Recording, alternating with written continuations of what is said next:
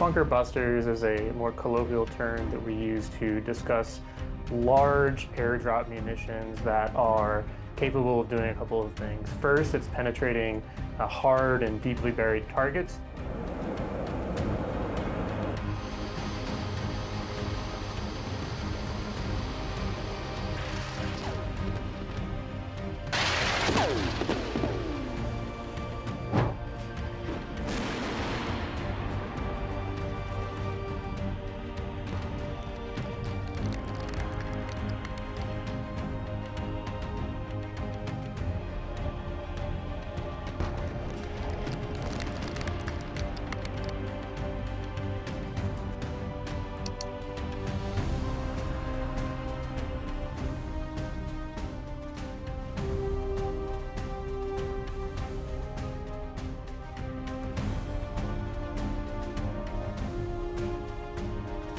The GBU-57, which is the massive ordnance penetrator that's being discussed heavily in terms of American involvement in Iran, can actually penetrate up to 200 feet before detonating its ordnance.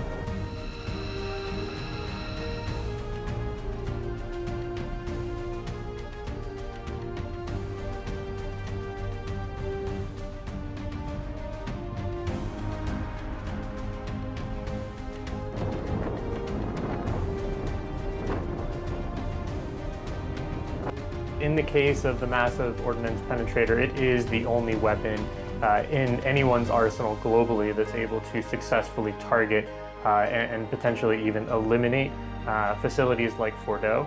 It was designed originally with the intent of attacking and destroying targets specifically built into mountains. Initially, that was in terms of North Korea, later expanded to target sets including Iran as well.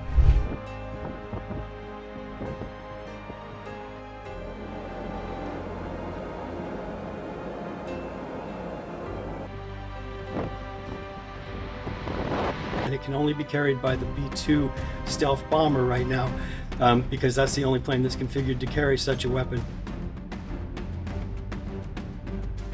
The Israelis would not be content with just destroying the nuclear program. They would go after the missile program, and then it would snowball to a whole set of other things. So if Trump goes and insists on surrender, if talks even take place, I think it will ensure war.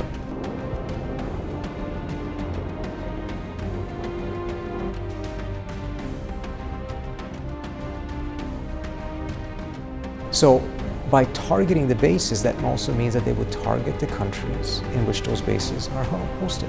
Could be Qatar, could be Bahrain, could be UAE, could be Saudi Arabia. This would regionalize the war. This is part of the reason why many of these Arab countries are dead set against this escalation.